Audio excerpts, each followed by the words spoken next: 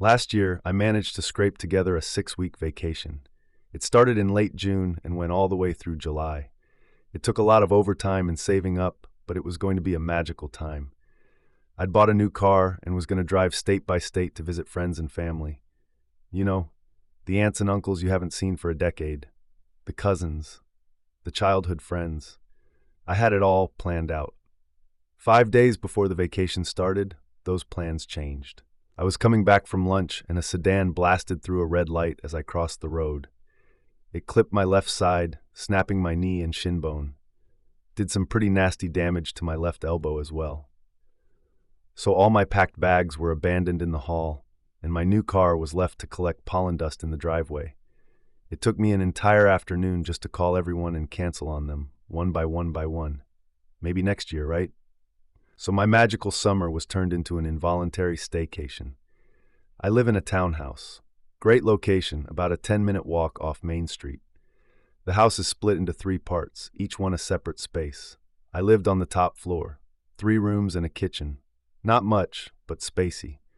There's an identical setup for the space on the ground floor, but that place hasn't been rented out in 2 years. The townhouse is constructed in a way that the various floors are independent of one another and have their own entrances, making it a sort of apartment complex in a way. There's also a smaller space in the basement. 1 room, 1 kitchen, a bathroom. It was supposed to be used as a temporary space for the landlord's kid, but they found some serious water damage and had to do some work on it. They figured they might as well do some touch-up on the plumbing as well. All this work, of course, coincided with my staycation. So not only was I supposed to stay at home for weeks on end, but I also had to do so to the sound of constant machines, jackhammers, concrete saws, cars going in and out of the driveway all day long. After just 1 day, I could tell exactly what sound came from what machine. We also have this security system. If the door has been closed more than 10 minutes, it locks up, and you have to input a code to get the warning beep to stop. That warning beep went off at least 2 times every hour. I could hear that goddamn beeping in my nightmares. I tried to make it work. I got some ear protectors and tried to stream some shows with subtitles, but I could still feel the shaking. Temperatures were just south of 100 degrees, but I couldn't open the windows, or the construction sound would just get amplified. So I was stuck inside, in complete and absolute misery, with nothing but this droning machine torture as company for weeks on end. All the while I could see my packed bags waiting for me by the door with nowhere to go. I could barely move. With some effort I could make it to the bathroom, kitchen, and then back to bed. I had a friend of mine come by with some groceries about every 3rd day, but most of the time I was on my own. I would count the minutes until the repairman clocked out. That was my only time of day to get some actual rest and to watch something with the sound on. It was one of those nights when I was up rewatching The Sopranos, when I heard yet another car come up the driveway. It was somewhere around 11 p.m. As soon as I heard that grating motor, I got this Pavlovian response to cover my ears. It was just a car, but after living through nothing but construction noises all day, I couldn't bear the thought of the slightest inconvenience in the after hours. I hobbled over to my window, ready to get into a scream fest. If I heard a single bang of a hammer, I'd be filing a noise complaint. I was on edge and frankly exhausted. Just standing up, even with a cast, felt like having glass shuffled around inside my broken leg, and the itching. Gotta ignore the itching. But when I got to the window, I saw something I wasn't prepared for. One of the repairmen had brought his private pickup. He'd brought his teenage son along. Together they started unloading what looked to be about 20 pounds of planting soil, a box of candles, and about a dozen of arm-length lead pipes. I was dumbfounded. I'd been readying myself to get into a screaming match, but now I was just confused. They went into the basement in waves, carrying everything inside. Then they just stayed down there for some time. At least 2 hours, maybe more. I watched them as they left. They seemed excited. The son was moving back and forth, making wild gestures, and the dad kept smiling and nodding. When they drove away, they turned up the music and kept the windows rolled down. They were having a little party of their own.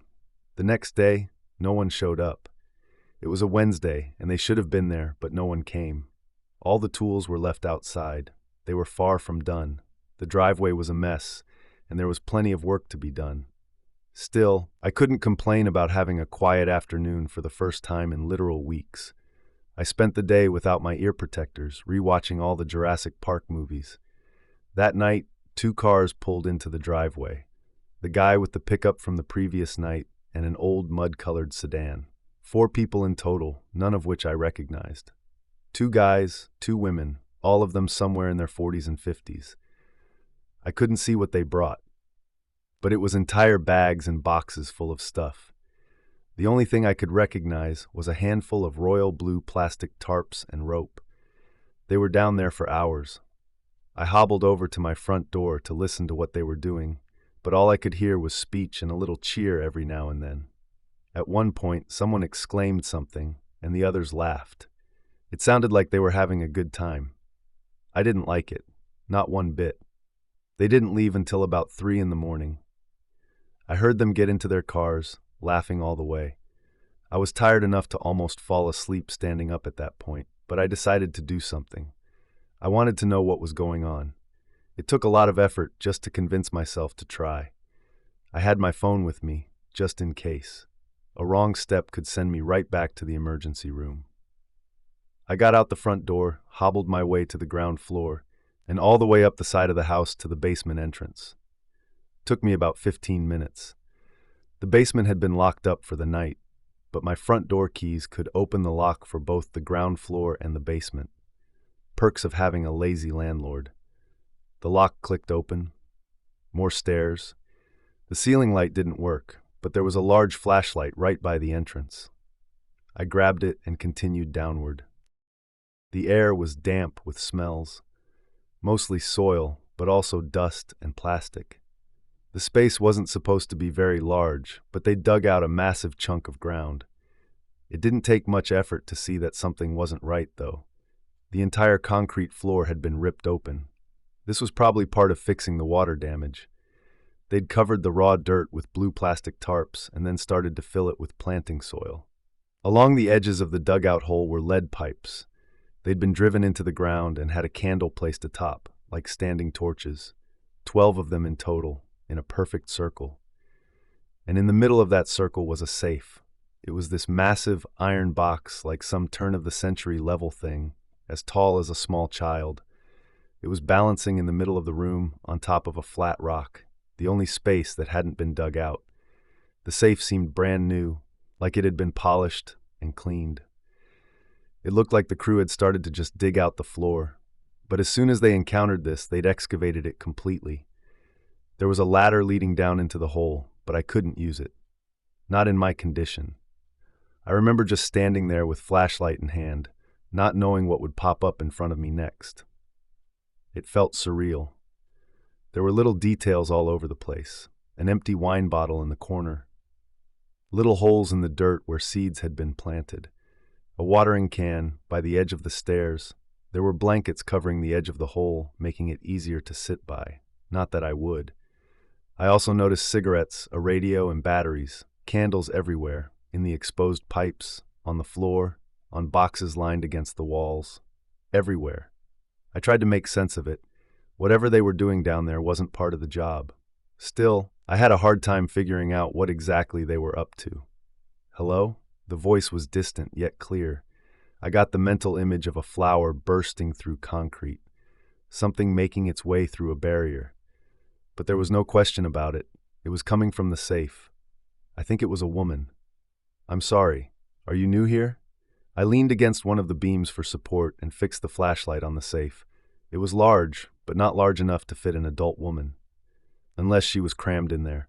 I was having a hard time seeing how a voice could come out of it, so I brought out my phone to record it. Hello? Hi? Can you hear me? I caught it on tape and played it back to myself to make sure I wasn't imagining things. I saved the recording. It's a bit quiet, so I enhanced it. You can check it out for yourself if you want, but there's a lot of static. Finally, I decided to speak up. Yeah, I'm here, I said. I hear you. Oh, hi, it said. I'm sure this must all be a bit confusing. Concerning, yes, I said. Not sure what to make of it. I pulled out a wicker chair from the corner of the room and sat down. I placed the flashlight on a box, keeping it fixed on the safe. I'm sure it looks quite strange, but you're free to leave at any time. I would certainly hope so. Let's try this again, it said. I'm Angela. No need to tell me your name, I already know it. I've seen a lot of people come down here for the past few days. I said, it's strange. It's mostly harmless fun, Angela said, but yes, I can see how that might be alarming. Yeah, I nodded.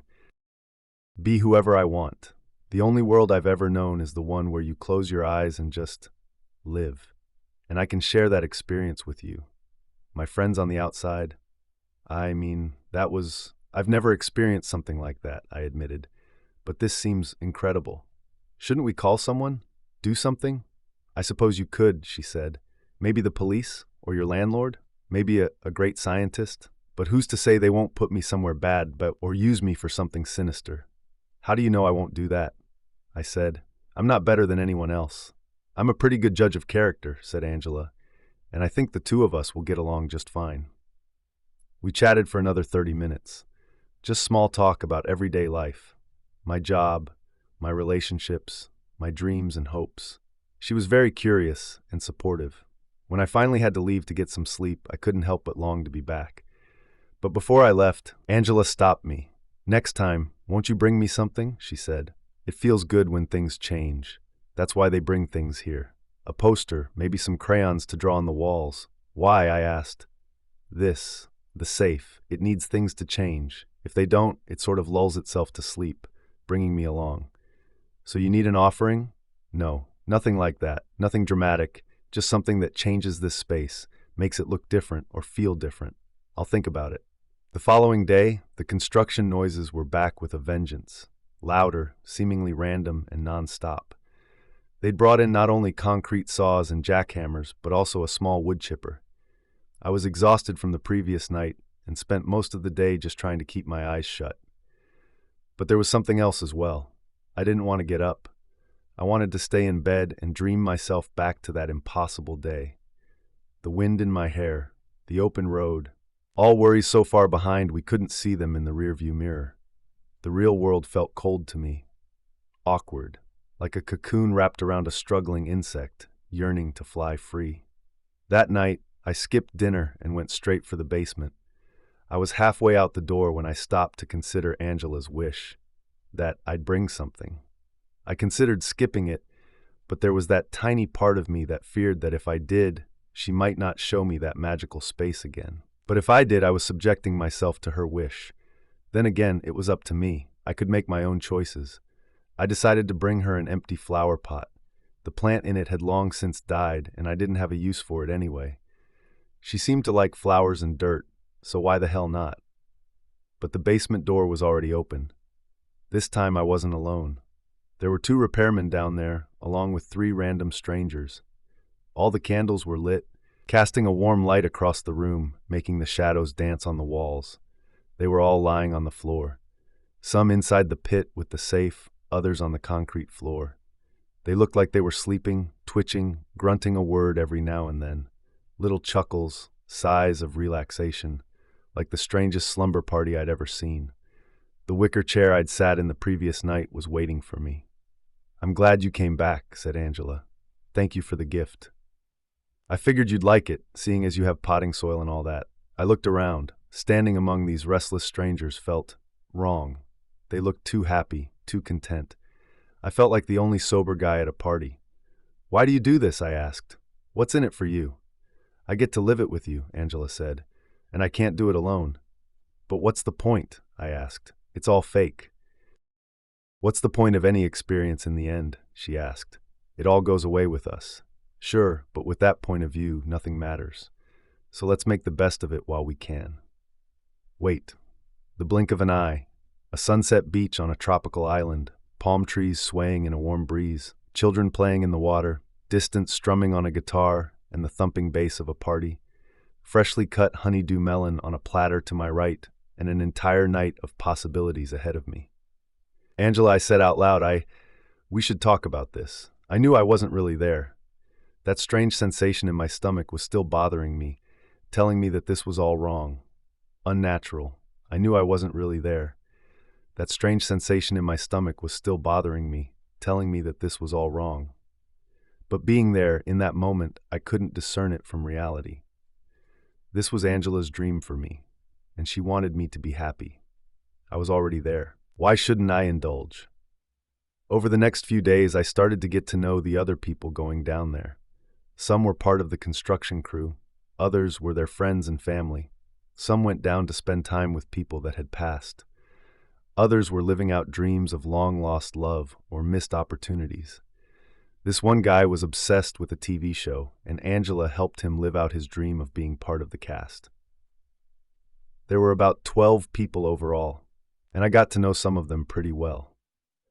The amount of time we spent with Angela changed from day to day. Some experiences could last for days on end while only spending hours in the real world. My longest time was about 3 days, while only taking about 2 hours of real time. I was the VIP on a Caribbean cruise, being pinballed between an open bar, smiling faces, and never-ending comfort. And once I stepped out, the others were there for the calm down. We shared our experiences, had a few cups of coffee, and went on with our day. Some wouldn't leave, though. Some would stay there. I lost track of time overall. I missed doctor's appointments, checkups, follow-ups, all of it. I stopped taking calls, and I forgot to give my friend money for groceries. I started having trouble discerning my real needs from the comfort of dreaming. I only ate and slept because my come-downs would get worse if I didn't. That moment where you come back to your body can be devastating if you're hungry, tired, and thirsty. That's why some brought wine. It was easier to come back if you were a bit buzzed. I was involved with this group for about 4 weeks in total. It felt like a lot longer, since every time we went along with Angela would feel like a day or several in and of itself. I went on countless adventures, to the point where I started to dissociate with my body. I'd forget about all my needs and wants.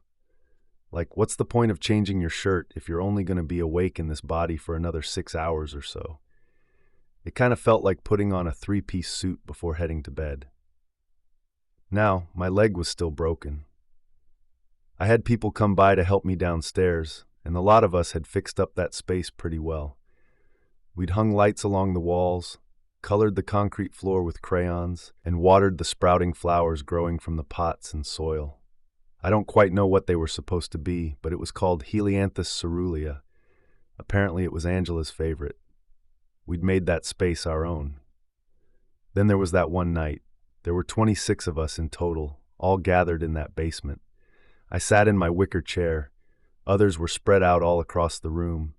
There was this sense of anticipation in the air, like charged static. We could feel tonight was going to be special. And finally, her voice came through. "Oh, isn't this something?" laughed Angela. "So many friends, thank you for this. This confidence. I don't deserve you." Some laughed, some just smiled. There was a young couple leaning against one another in the corner, raising a drink towards the safe. Good vibes all around. Tonight I want to meet you all. There, on the other side. Is that okay with you? A cheer rose from the crowd. Of course it was okay.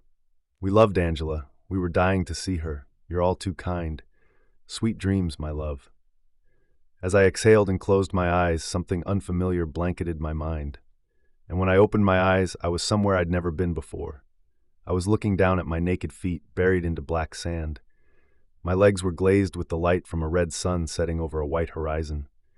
A dark, endless ocean spread out in front of me. The others were there as well.